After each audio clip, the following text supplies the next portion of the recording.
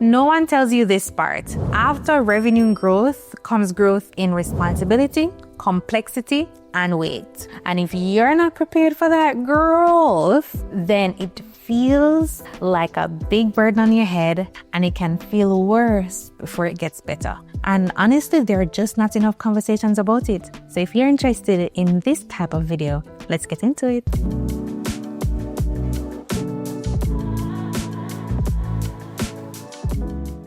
So you've hit the revenue goals, business seems great, and you remember the time when you had your vision board or you have your journal and you knew what that 10K or that 20K or that 50 or 100K month would look like.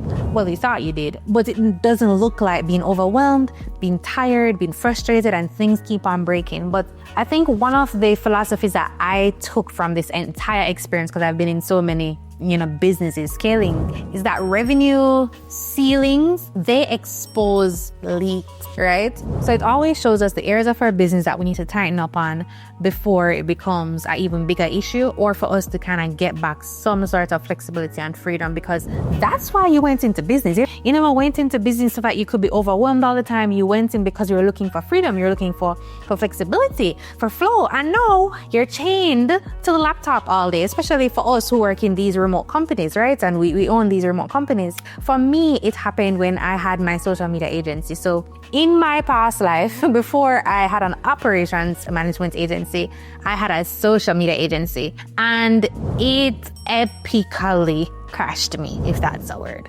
But yeah, I fell hard. And I think for me, one of the things I recognized was that it called on a version of me that I wasn't ready to be yet, right? So that's the first thing. It usually starts to affect the founder. It starts the crashing, the fumbling, the stumbling, it starts there. So it affects your well-being. You're working all the time. You feel like you're always the bottleneck. You think like you can't step away because things are running with you and you're the glue holding it all together. And because of that, now as you try to evolve and as you try to move on, you feel like you don't know which direction you need to turn. And that's why operations is so good. Operations sounds like a fancy word in business, but technically it just means how is work done in your business in the most efficient, productive, and profit guarding way. Yeah, how is work being done? And that's the first thing that I always look at when I go in and I do an audit. I want to see how work is being done. And I remember when I was in that social media agency and work wasn't being done in a very efficient way, and that's why I was so frustrated. I think that technically each stage of business calls on a different version of you, and as you scale, especially when you start to hit anything above like 20K, 30K, 40K, even up to 100K. After that, we'll have to talk about like departments and stuff in your business. But for now, when I think about these founder-centric businesses, I think that it first, they calls on a higher level of leadership. It pulls on you to make executive decisions that may hurt feelings, executive decisions that may hurt just the way your brain naturally processes things. It calls on you to make decisions about well-being. It calls on you to make decisions for the business. Thinking like you're in an actual corporation. Like if you were the CEO of Apple, how would you think? How would you process? Are you even holding yourself to KPIs that make sense? A lot of times we hire contractors and we know what success looks like for these contractors. But do you know, as a CEO of your own company or the founder, do you know what success looks like for you? Are you measuring growth in terms of your growth, in terms of what are the decisions that you need to make? And also, are you doing tasks that are helping you to get to that metric? Most times I find that in this stage when things feel so overwhelming and you feel like a block is on your head, you are not doing tasks that are helping you to get to the KPIs that you should have had for yourself. What's your measure of success? Are you just winging it every day? A lot of times in Jamaica, we have this term that we call buck up on, and essentially it just means you stumbled upon success. You did something so well and you're so good at it.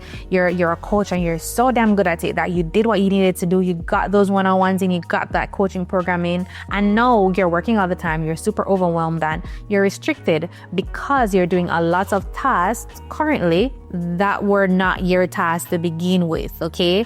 You're doing a lot of tasks that could be delegated, but you haven't had the opportunity to stop and actually think about your business in a minute, because all they're doing is thinking about serving and showing up and being who you need to be for your clients. So leadership strain is the first thing. The second thing is scaling without foundations. Now, when I talk about foundations, I talk about the 4 main pillars. So that's what we call the leadership strain. And then the next thing I always see is scaling without foundations. So you're scaling without understanding that in business, we need some core pillars, and especially in the world of online business in particular. And I tackle online business in particular because things change for us. Things are a little bit different for us. Things are a little bit more nuanced. The advice that works for these major corporations, that advice will not always work for us because we work in a fast-paced environment that's fully remote.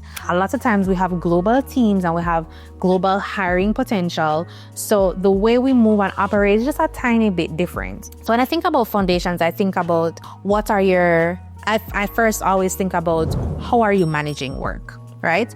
How is work being managed? Are you using a digital platform to manage work? This is going to be very important, friends. Like, I don't care what you have. You could have ADHD from the spectrum start to the spectrum done, okay? I need to know how you're managing work, especially if you're collaborating. If you're not collaborating, honestly, you can use your iPhone, you can use the Notes app, you can use your phone, you can use your journal if you're not collaborating. However, the moment you are collaborating and the moment you're building something that is bigger than yourself, you need a digital platform for managing work. Like, I'm at my wit's end for companies who think that everything can live in the founder's head, and then when you crash, you look at us and you say, oh my God, Zara, I'm pulling my hair out. You're pulling your hair out because you're disobedient. You do not listen to us, okay? But yes, how is work being managed? Are you using some type of digital tool? If there's collaboration. If there's no collaboration and you want to manage work, I find it very hard for people.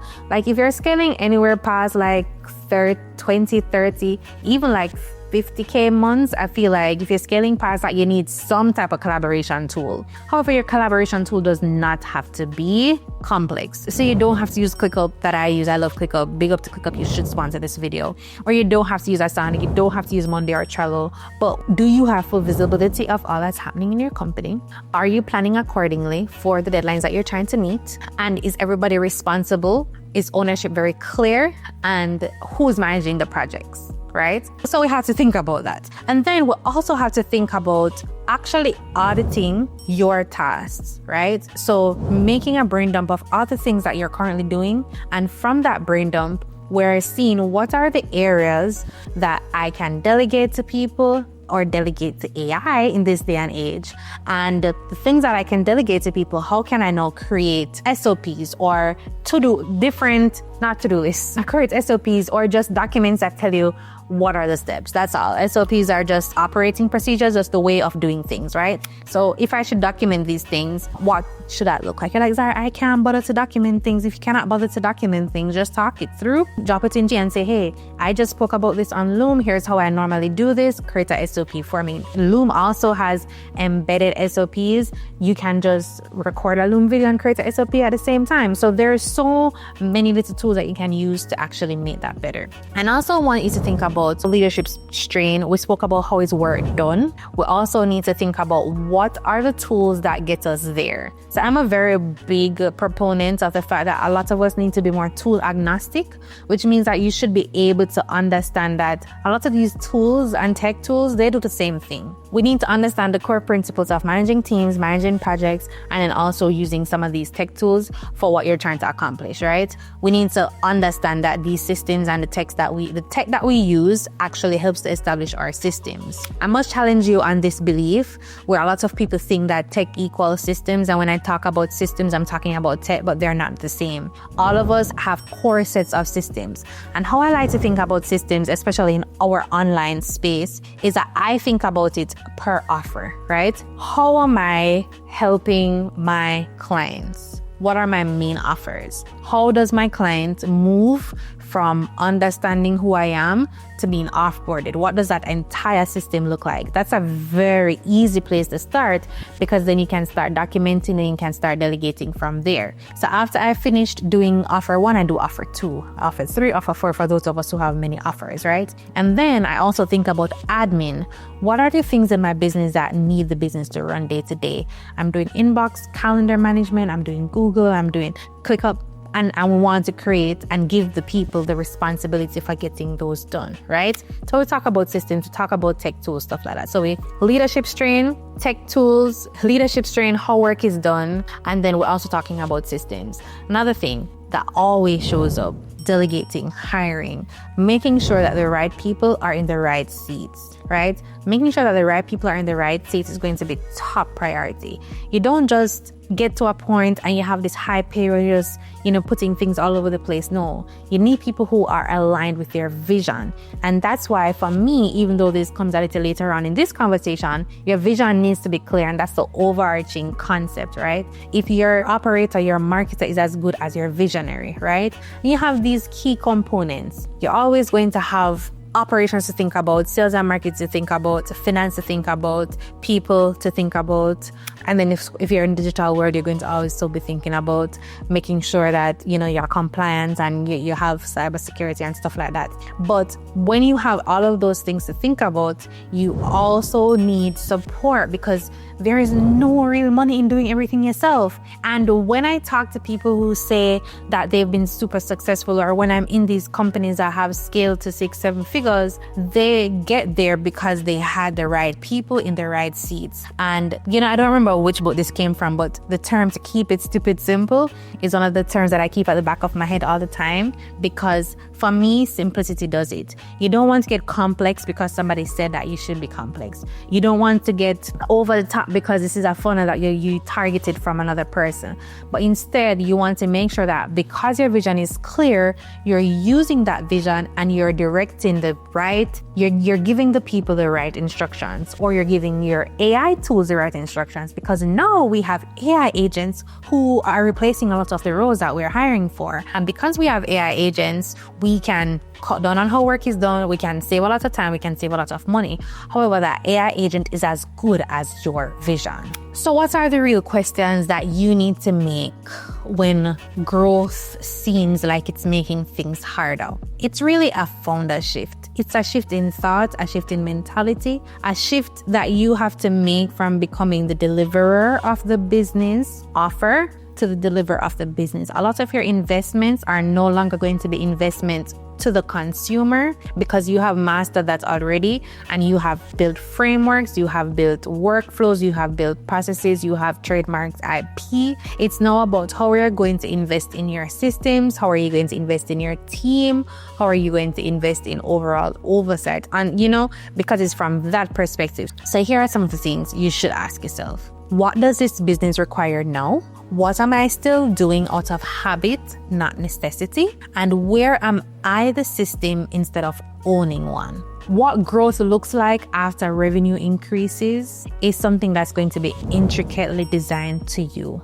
It's not a template. It's not something that you can copy. It's not something that looks the same for me and for you, because all of us are building different companies with different outcomes. Some of us will sell, some of us will exit, some of us just want a lifestyle business. We all have different objectives. We're also all in different stages of our lives. So it has to be intricately designed to you. So I want you to ask yourself those questions, and I want you to see where you're really holding on. What are the things that you need to do to make sure that you can take a month off without things falling apart? Who are the people in the right seats? I always think an operator should be your first hire, but that's going to be our next video that we do.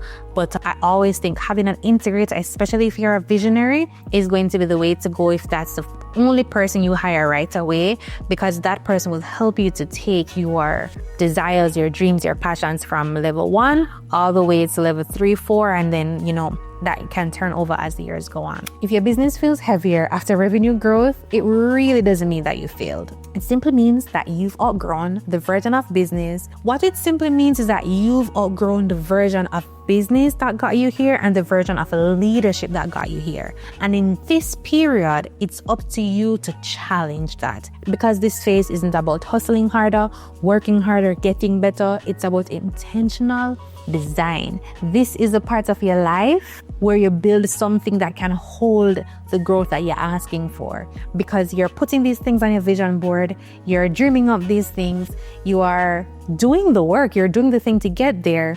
But can this version of your leadership, can this version of your business hold the growth? Those are the questions that you need to have. And you know, one of the things that I love to know is that we're not on this journey alone. All of us are leaning towards growth. All of us are growing in different phases. And I love that. I love especially to see women in business who are holding their own and handling their own thing, and to know that growth is scary, but also it's exciting. And I'm so excited for the founder that this will challenge you to become. Yeah. And that's the end of this video. But thank you so much for watching. And if you like these conversations, I would love for you to stay here and just become a member of our crew, because as co-workers here, we have a lot of fun and we have a lot of discourse. So like this video, share with all your friends, your co-workers, and subscribe to this channel for more of these conversations about scaling leadership, business. All right, take care. Bye.